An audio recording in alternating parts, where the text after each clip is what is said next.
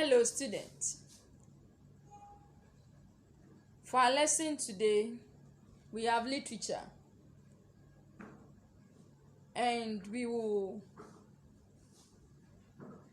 be looking at the title Sleep Without Wake.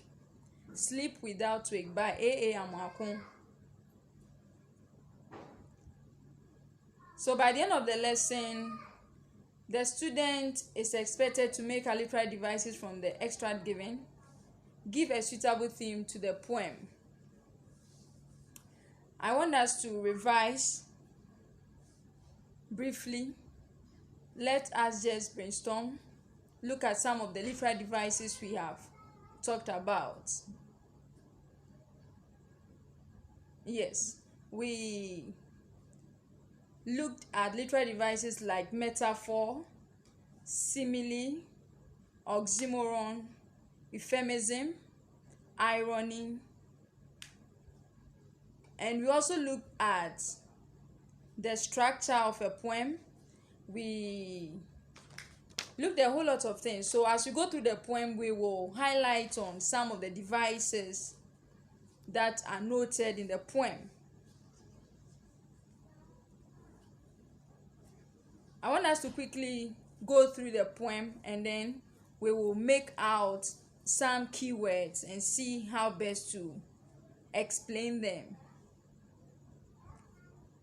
So I will read from my book, and I believe you also have yours with you.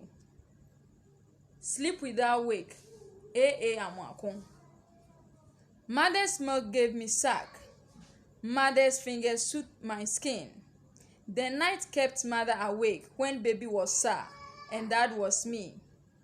You vanished into the morning mist of April's last days, 1998. Precisely how and when is locked up in your wooden box, thus severing the Kolebu cord between you and me.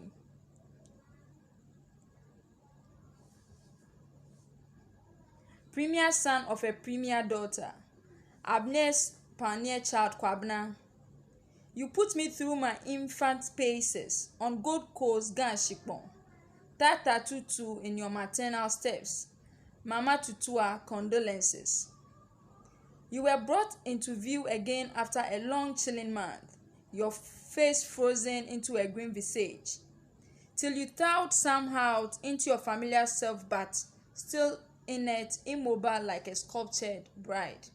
To the mourner's woeful gaze, your last Odumasi words to me only a week before were, "Go in peace, it looks like rain." Words are auspicious, puzzling, portentous, looking back. We will take the poem again.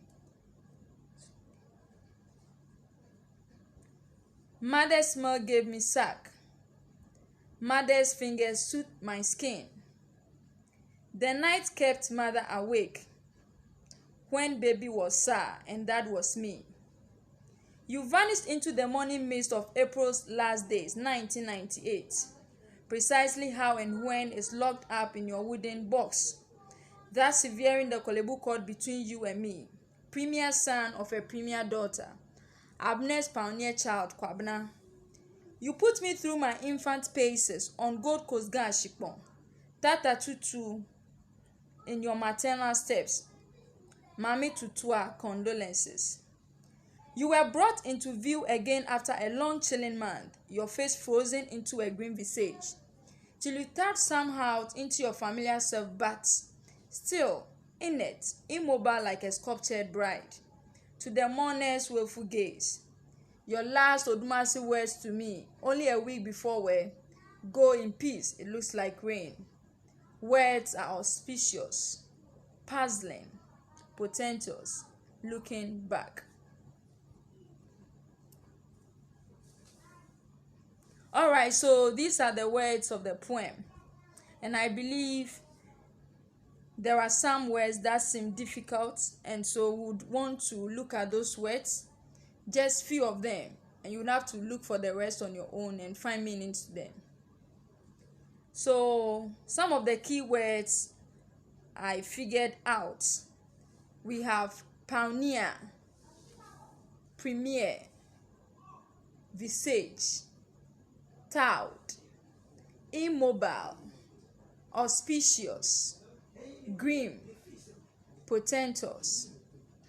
So we have pioneer, premier, visage, tout, immobile, auspicious, grim, portentous.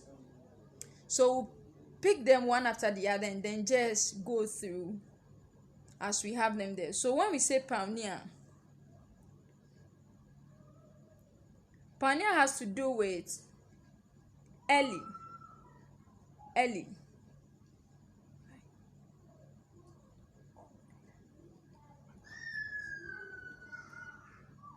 Pioneer has to do with early or the forerunner.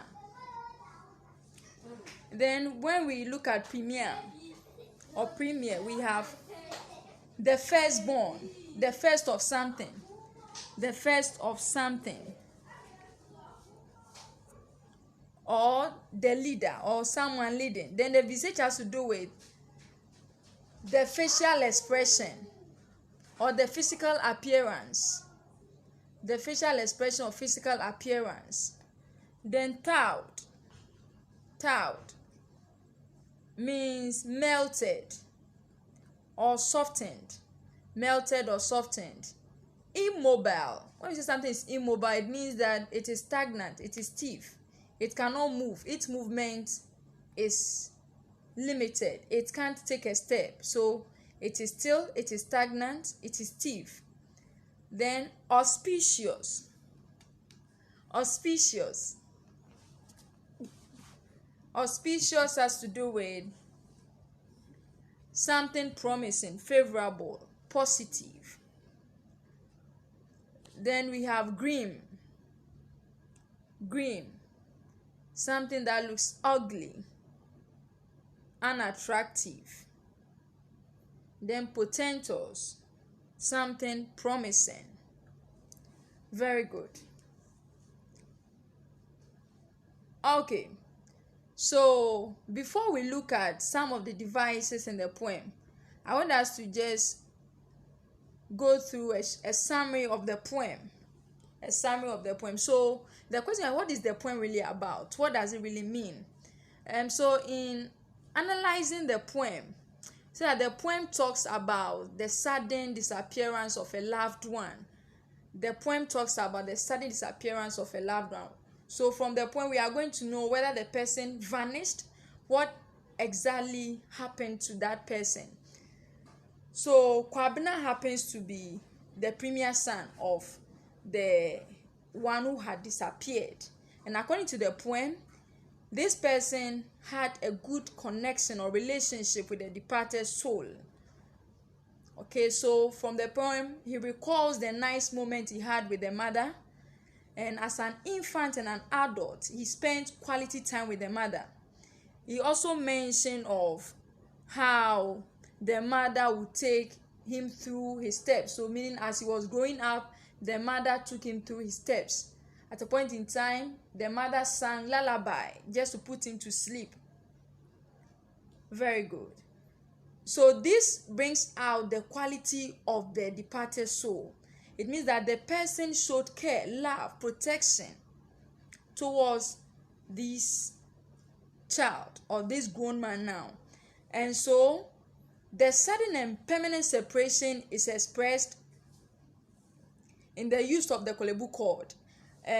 Naturally, when a child is brought forth, the child's umbilical cord is connected to the mother, and so it must be taken off before the child is dressed up and then given to the mother.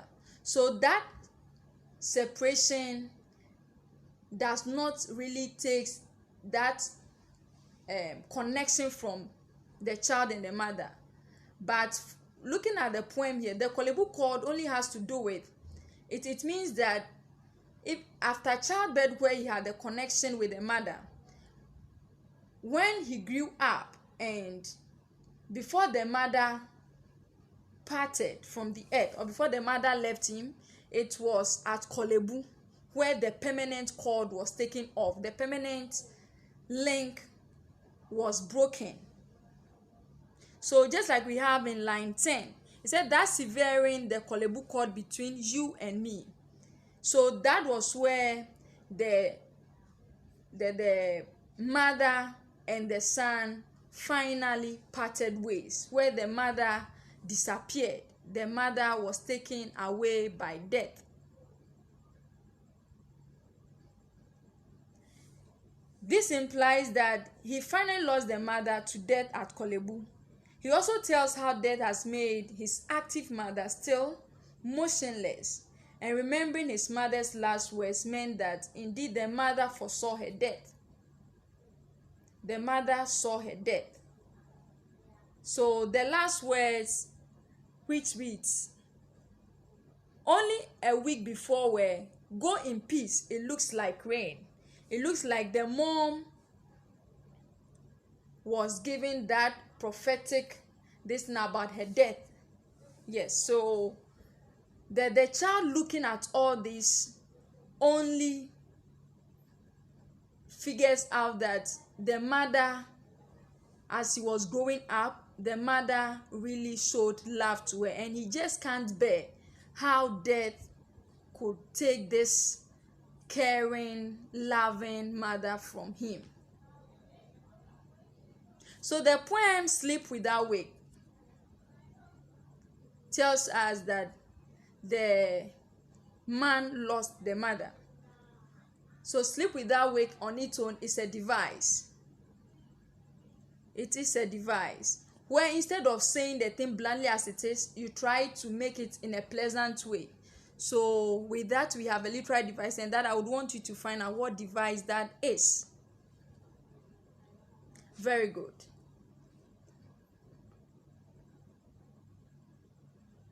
So for our lesson, we have just given a summary of what exactly the poem is about, and we have explained the poem briefly. Now I want us to look at some of the devices. I want us to just make out some devices that are obvious in the poem. So when we go to line 3 of the poem, we have the night kept mother awake. The night kept mother awake. When we look at even the first line, mother's milk gave me suck. Mother's milk gave me suck. For the first line there, we have alliteration, because we have the repetition of the consonant letter. The consonant letter. We learned that where we have the repetition of a consonant letter, where we have the initial consonant letter repeating itself in the first word, second word, third word, we have alliteration. And here we have mother's milk. So it gives us that sound device, which is alliteration. Very good. Now the second one, we have the night kept mother awake. The night. We all know the night. We all know the night. You can keep your mother awake. Maybe perhaps you are sick, and so mommy can't sleep. But if for the night should keep someone awake, it means the night is acting like a human being. And so we have personification. Personification. Then we also have another sound device. Another sound device, which is alliteration again. We have tata tutu in your maternal step. So we have tata tutu. As you pronounce the word, you hear the sound tss, tss, tss, tss. And so the question is, which or what which literary device is this? Because you have yourself bringing out the sound, and so you first have to identify whether the letter you are hearing belongs to the consonant family or the vowel family. And so we all know that the letter T is a consonant. Then we say when we have the repetition of consonant letters, then we have alliteration. And so this is alliteration. This is alliteration. Very good. I believe there is more to what we have learned, but I would like you to go through the exercise given, where you are asked, given extra, then you are asked to give the devices identified in them, and also the theme of that. Now when we talk about the theme, we should know what the theme is. right? We should know what a theme is. We say the theme is the main idea, the central idea. It is what the poem is based on. So the central idea of the poem. We should also know the structure of a poem. The structure of the poem. It's either the poem has even lines or it has uneven lines. Yes. So we should know the structure of the poem. Very good. This lesson has been fruitful, I suppose, and I think that with the summary given and with the help of your textbook, you'll be able to answer the questions given. I wish you all the best. Stay safe. Bye-bye.